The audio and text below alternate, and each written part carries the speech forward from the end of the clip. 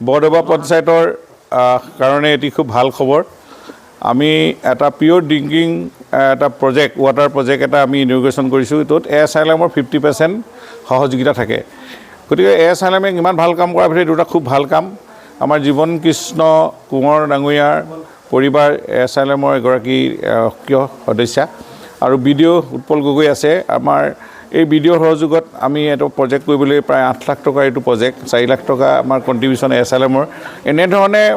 মানুহক বিশুদ্ধ খোৱা পানী যোগান ধৰাৰ প্ৰজেক্ট তাতে সেলফ হেল্প গ্ৰুপৰ আত্মনিৰ্ভৰ হ'বৰ কাৰণে আৰ্থিকভাৱে সচ্ছল আৰু জনগণৰ যিটো আটাইতকৈ আজি তাৰিখত পানী নহ'লে স্বাস্থ্য ধন পৰম ধন বুলি কয় ভাল বিশুদ্ধ খোৱা পানী নহ'লে মানুহৰ আমি সকলোৱে জানো বেমাৰ আজাৰ চানি ধৰে বিশুদ্ধ খোৱা পানী আমাৰ শৰীৰটো সুস্থাম কৰি ৰাখে গতিকে এইটো ক্ষেত্ৰত চৰকাৰেও গুৰুত্ব দিছে গতিকে মই খুব ভাল পাইছোঁ যে আজি তাতে আন এটা ভাল খবৰ আমাৰ দুজন ইয়াৰ জনপ্ৰিয় শিল্পী বিপিন চাওৰাং তেওঁলোক অকল শিল্পীয়ে নহয় সমাজকৰ্মীও আমাৰ কুসুম কৈলাশ তেওঁলোকে সমাজৰ বিভিন্ন কাম কৰি আছে আমি জানো লগতে শিল্পী জগতখনতো তেওঁলোকৰ সুনাম আছে গতিকে এই দুইজনৰ উপস্থিতিত আমাৰ আঞ্চলিক পঞ্চায়তৰ সভাপতিকে আদি কৰি এই পঞ্চায়তৰ প্ৰেচিডেণ্ট আমি গোটেই টিমটো পঞ্চায়তৰ আমি ইয়াতে আহি আমি এইজনক উৎসাহ দিছোঁ আৰু ভৱিষ্যতে এনেকুৱা প্ৰজেক্ট আৰু গঠন কৰিব লাগিব নমস্কাৰ মই শ্ৰী জীৱকান্ত ফুকন বিজুলী নগৰৰ নিবাসী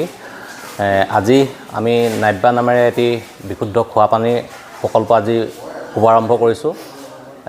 এই উদ্যোগটো স্থাপন কৰোঁতে সহায় কৰা অসম চৰকাৰৰ কেবিনেট মন্ত্ৰী যোগেন মহন ডাঙৰীয়া আমাৰ বিডিঅ' ছাৰ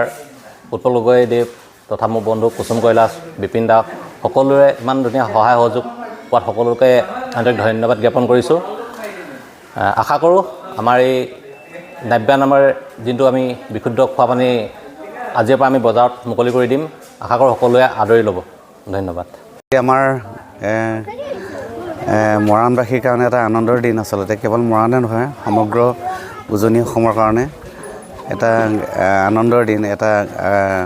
পানী ফেক্টৰী হৈছে এটা পিয়ৰ ড্ৰিংক হেল্থ ৱাটাৰ ফেক্টৰী আৰু আমাৰ সুকন্যা হাজৰিকা তাইৰ নামতে হৈছে তাই কৰিছে লগত ভাইটি জীৱকান্ত আছে আচলতে বহুত দিনৰ পৰা ভাবি থকা হৈছিলে এইটো আমাৰ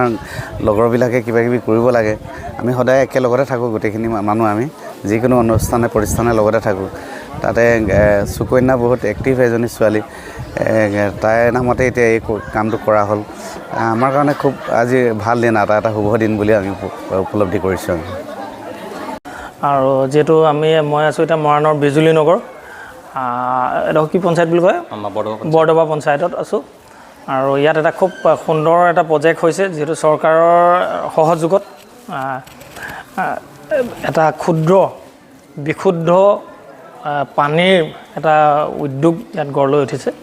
আৰু মই এইখিনি মুহূৰ্তত চৰকাৰকতো ধন্যবাদ দিছোঁৱে আৰু যিহেতু যিমানবিলাক বেমাৰ হয় বেমাৰবিলাক প্ৰায় বিশুদ্ধ খোৱা পানীৰ অভাৱতে হয় বেমাৰবিলাক সৰহসংখ্যক বেমাৰ পানীৰ অভাৱতে হয় তো বিশুদ্ধ পানী আমি সেৱন কৰাটো বহুত আমাৰ স্বাস্থ্যৰ কাৰণে জৰুৰী এটা বস্তু আৰু সেইকাৰণে আৰু এইটো এটা উদ্যোগ ইয়াত গঢ় লৈ উঠিছে আৰু খুবেই ভাল লাগিছে আৰু ইয়াৰ যোগেদি নিবনুৱা সকলো সংস্থাপিত হ'ব পাৰিব বুলি মই আশা ৰাখিছোঁ যিহেতু আমিও যদিও গীত মাতৰ লগত জড়িত আমিও এজন নিবনুৱাই আৰু মোৰ খুব মৰমৰ বন্ধু জীৱকান্ত ফুকন আৰু তেখেতে এই উদ্যোগটো লৈছে আৰু মই খুবেই ভাল পাইছোঁ আৰু আশা ৰাখিছোঁ অনাগত দিনত এই উদ্যোগে গোটেই মৰাণখনলৈকে এটা